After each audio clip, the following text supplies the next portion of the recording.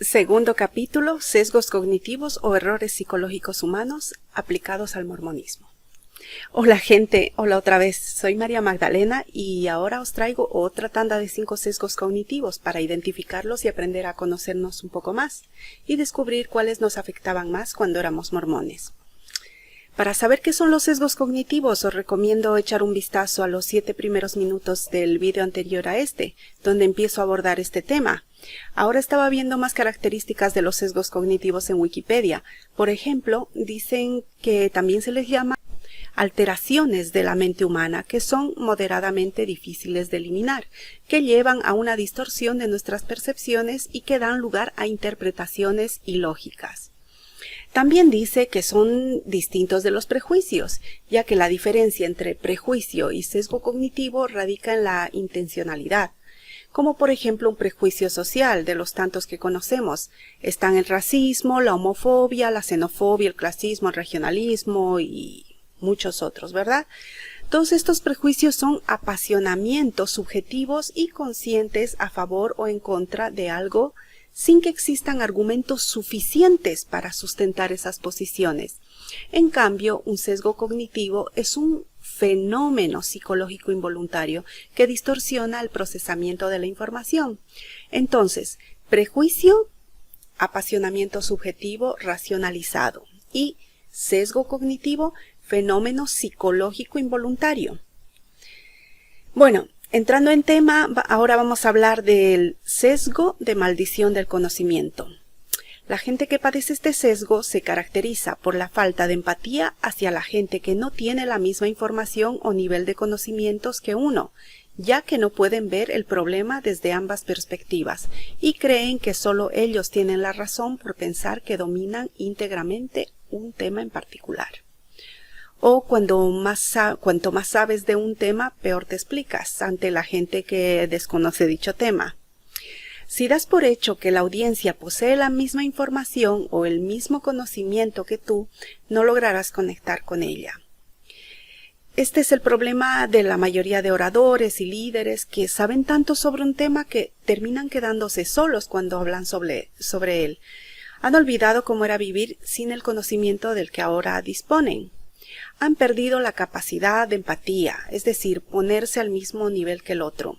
Aplicado al mormonismo, el conocimiento de la doctrina profunda e historia de los orígenes de la Iglesia de Jesucristo de los Santos de los Últimos Días es hermética y concreta, es decir, tiene una versión oficial para los neófitos, que luego se va ampliando a medida que el miembro va escalando posiciones. Claro que dependiendo de algunos factores, como obviamente es el género y la edad, no es lo mismo para todos. Pero como decía, va adquiriendo dicho conocimiento para ponerlo en práctica e ir avanzando dentro de la comunidad hasta que llega a adueñarse de nuestra vida entera. Un mormón sabe identificar a otro con relativa facilidad y se da cuenta en qué posición o en qué grado o escala se encuentra su interlocutor. Son muy hábiles para escrutar a la gente con preguntas, ¿no? ¿Casado en el templo? ¿Exmisionero? ¿Recién converso? ¿Llamamientos? ¿Estáis sellados? ¿Fuiste obispo? ¿Eres presidenta? ¿Maestra? Y muchos otros. Ya tenemos idea de cuánto sabe esa persona, qué posición ocupa, los conocimientos que tiene y demás, y nos acostumbramos a hablar en el mismo lenguaje, usando los mismos términos, las mismas coletillas o frases cliché. Entonces, ahí interviene el sesgo de maldición de conocimiento. Nos es muy difícil empatizar o ponernos en el lugar de una persona que no sabe de lo que estamos hablando. Yo también padecía este sesgo cuando era miembro SUD. Me doy cuenta porque lo puedo apreciar en los miembros activos. Nos alimentaban con la doctrina en clases y escuela dominical. Íbamos allí a estudiar las escrituras, a darle la interpretación que ellos nos decían que le demos, a acatar los consejos y preceptos que nos daban, es decir, que íbamos a empaparnos de bastantes datos. Otro tema es que nos hayan proporcionado datos erróneos o falsos. El caso es que aprendemos mucho, y cuando nos ponemos a debatir o discutir con gente que no sabe o está en contra de lo que decimos, nos cuesta ponernos en su lugar. Y como decía, aparece este sesgo de maldición de conocimiento. Encontré muchos ejemplos que expuse en uno de los vídeos de la serie de 3, en el que hablaba de las críticas hacia el documental de los mormones y el control mental, que al final eran críticas hacia mi persona, ¿no? Ataques ad verecundiam. Ahí sale a relucir este sesgo entre los mormones, ya que la mayoría dice, si no sabes, no hables. Eres una ignorante. Eres una mentirosa. Nunca has sido mormona. Etcétera, etcétera. Ahora los ex mormones nos vamos despojando poco a poco de este sesgo, porque aunque estemos al otro lado, es decir, fuera de la iglesia, tenemos las dos versiones, la oficial y la extraoficial. Entonces, sí podemos ponernos en el lugar de los miembros activos, ya que en su día pensábamos igual, hablábamos igual y hacíamos lo mismo que algunos hacen. Sentir pena por los que están fuera, criticarlos, condenarlos, etcétera. En cambio, para ellos es muy difícil y no pueden ponerse en nuestro lugar precisamente por este sesgo de la maldición de conocimiento y algo del sesgo de correspondencia del que había hablado en el vídeo anterior. Bueno, siguiente, el sesgo del enmarcado. Es el error de sacar conclusiones acerca de una información dependiendo de la manera en la que fue presentada, cuando percibimos el mismo lenguaje de modo distinto según su tono o marco. El ejemplo de los 15 millones de miembros. Se puede abordar este sesgo con muchos ejemplos, pero este me pareció idóneo para hablar del sesgo del enmarcado relacionado con nuestra percepción de las dimensiones de la Iglesia Sud. Está escrito, id por todo el mundo y predicar el Evangelio a toda criatura. Marcos 16:15. Con esta intención, la Iglesia Mormona tiene 84,000 misioneros sirviendo en 350 misiones alrededor del mundo. Están en 180 países, cuentan con 150 lujosísimos templos construidos y en funcionamiento. Afirman contar con 15 millones de miembros. En las conferencias generales siempre dicen que la iglesia está creciendo increíblemente y se jactan de sus estadísticas diciendo que van en alza. Es decir, nos presentan una maravilla de datos para manipular nuestra percepción. Nos proporcionan estos datos como si fueran increíblemente relevantes a nivel mundial, en el marco ideal. De ahí el nombre de sesgo del enmarcado. ¿Para qué? Obviamente para influir y tocar, emocionar, conmover y volcar a la gente a su favor, haciéndolos sentirse especiales, importantes, que están en la verdad, cosa que siempre da resultado. Es una estrategia de marketing muy efectiva, adornar los datos, enmarcarlos, situarlos en el mejor panorama. Pero si los comparamos con las cifras globales de todo el planeta, si desenmarcamos estos datos, amigas, amigos, noticia. Somos 7,347 miles de millones de almas vivientes en este planeta. Menos los 15 billones que afirman ser, se quedan en 7,332 miles de millones de humanos que no son mormones, ni bautizando todos los difuntos. No. Ahora bien, hablando de esos 15 millones, hoy en día sabemos y podemos comprobar in situ que solo hay 5 millones de miembros activos. Hay menos barrios, hay que unir estacas para que no pierdan su nombre, o en otros casos no queda más remedio que adulterar esas cifras para que encajen y para que salgan las cuentas, lógico. Por otro lado, noticia. Existen 4,200 religiones en este planeta. La Iglesia Sud es una de esas 4,200, es decir, que 4,199 están en el error. O como supuestamente Dios le dijo a Smith, son una abominación. Al final, estos datos nos bajan de la nube a la cruda realidad. El sesgo del enmarcado no nos permite ver.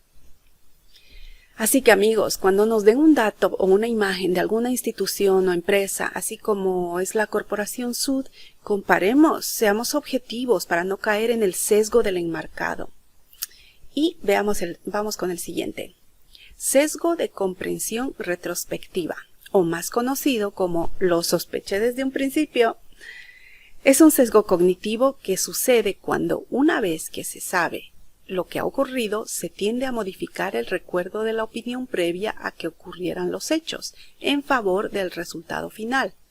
Ocurre también cuando los individuos, una vez que conocen el resultado final, modifican su recuerdo al pensar que siempre supieron lo que iba a ocurrir.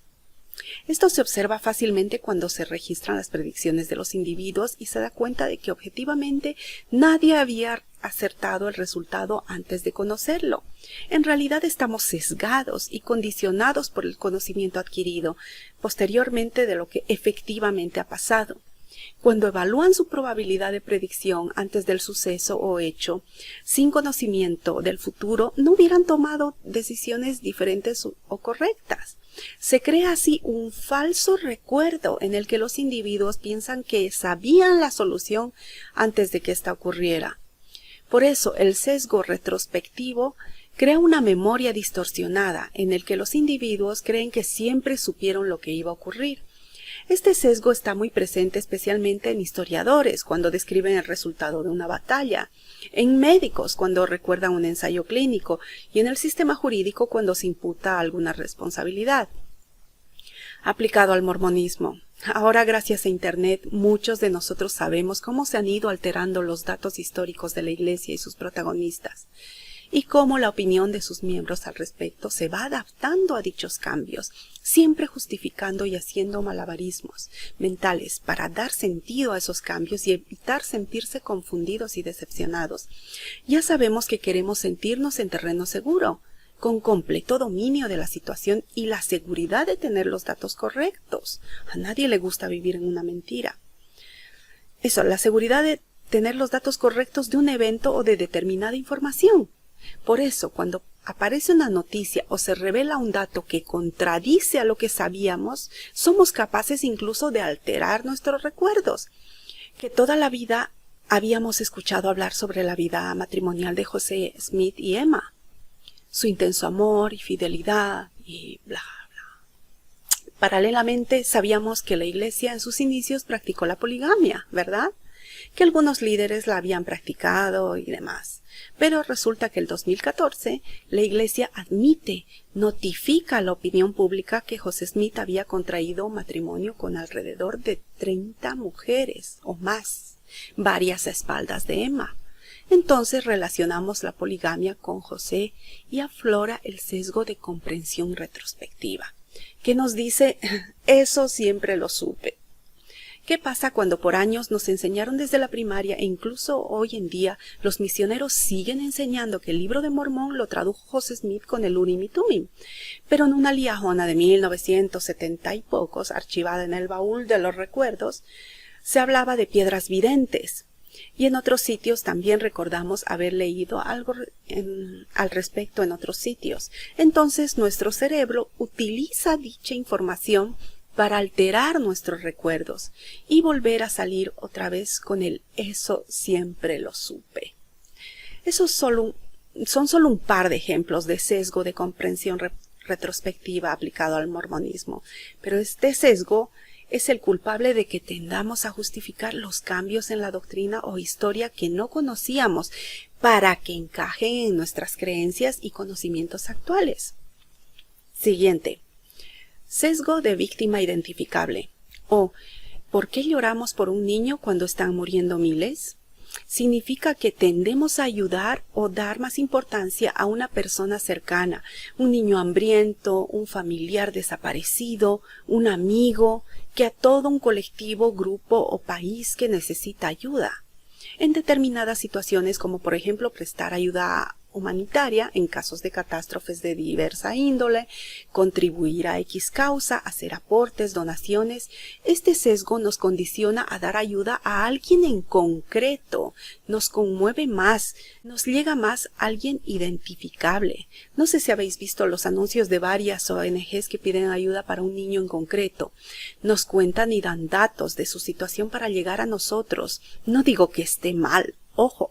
Ese niño puede ser el reflejo o el representante de miles que están pasando por esa situación. Pero si nos dan una cifra de niños que necesitan ayuda y no les ponemos cara o no vemos un ejemplo que no nos conmueve.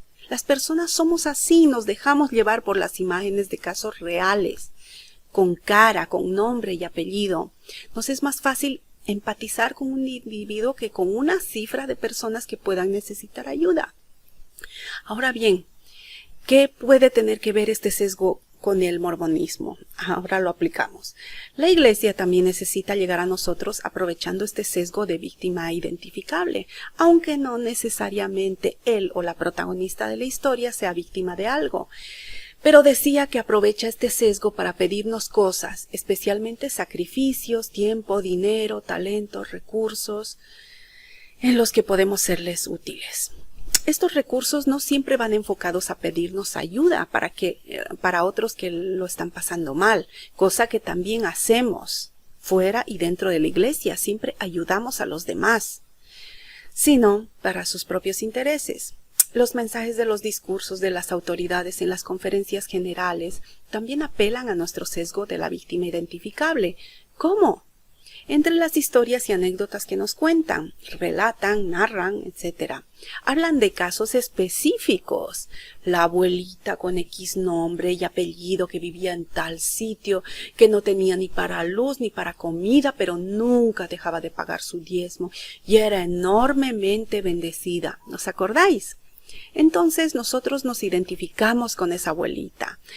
No tendría el mismo efecto si nos dijeran hasta los ancianos que no tienen recursos pagan su diezmo. Lo mismo pasa con las lecciones de los domingos. Siempre hay una historia conmovedora de ejemplo que nos exhorta a hacer algo. Ni qué decir de la liajona. Están llenas de ejemplos, historias para que nos sintamos identificados. ¿Nos hablan de cifras? Sí. Pero, como decía, el mensaje nos cala más hondo cuando se centra en personajes individuales, gracias al sesgo de la víctima identificable. Y ahora el último de este capítulo. Sesgo de costo hundido. Cuando nos negamos a aceptar ser conscientes de alguna pérdida. Es el sesgo más costoso de superar porque ya llevamos mucho tiempo y esfuerzo invertido en lograr nuestros objetivos y no admitimos que hemos fracasado o perdido el tiempo y tendemos a justificar las inversiones hechas. Por eso tienen una clara influencia en las decisiones de las personas debido a nuestra aversión a la pérdida, al fracaso y al apego emocional. No saber gestionar ese tipo de sensaciones o no querer aceptar la realidad puede incurrir en que tomemos malas decisiones en prácticamente todos los ámbitos de nuestra vida. Lo difícil que es abandonar un proyecto en el que hemos invertido una gran cantidad de tiempo, ilusiones, recursos, energía y dinero. Y como no queremos aceptar la realidad de que nunca más recuperaremos dichos recursos, preferimos ponernos una venda en los ojos y comportarnos de forma irracional. Más concretamente, nos volvemos o demasiado tercos o demasiado optimistas. ¿Por qué tercos? Porque no queremos aceptar que hemos fracasado y nos negamos a abandonar. Un ejemplo mormón, digamos, mi invento, ¿no? Llevas 10, 20, 30, 40 años o toda tu vida en la iglesia, sacrificando muchas cosas, obedeciendo, creyendo, trabajando en este proyecto de vida día y noche, habiendo rechazado trabajos en domingo, pese a que los necesitabas, mandando a tus hijos a la misión, pese a carecer de recursos, alejándote de gran parte de tu familia que no es miembro, sacrificándolo todo. Y hasta ahora apenas has recibido bendiciones. Sabes que has salido perdiendo más que ganando. Y ahora resulta que la iglesia es falsa. Y has perdido tu testimonio. ¿Qué haces con todo lo invertido? El sesgo del costo hundido te hace pensar, al principio seguramente es una prueba de fe. Aunque te has informado de que no lo es, quieres que lo sea. Te niegas a reconocer que has perdido el tiempo, así que decides continuar para sacar adelante ese proyecto de vida sea como sea. Total, no conoces otra cosa. Toda tu vida está relacionada a la iglesia. Entras en el círculo vicioso de la negación y justificación. O también decía que nos puede volver optimistas, ya que este sesgo hace que sobreestimemos los beneficios que nos va a reportar el proyecto en cuestión. Como, por ejemplo, lleváis un año durmiendo en camas separadas. Que me lo invento, ¿no? Pero dices que es un bache normal en cualquier relación. Te dices, estamos sellados por el tiempo y la eternidad. Seguro que se nos pasa y que dentro de poco volvemos a estar igual de enamorados que hace 8 años atrás. Ambos somos dignos, cumplimos con lo que se requiere de nosotros. Y continúas así sabiendo que no va a resultar. Este es el sesgo del costo hundido. Actuar así es parte de nuestra naturaleza, no podemos evitarlo. Por eso es tan difícil no dejarse influir por este sesgo. Y el problema es que esto no nos beneficia, nos hace tomar decisiones erróneas o peor aún bloquearnos durante años sin hacer nada, a pesar de estar en un callejón sin salida. Es la causa del más vale malo conocido que bueno por conocer, ¿no? Y justificamos todo, vamos, que la iglesia nos ha dado más momentos buenos que malos, siempre la justificación.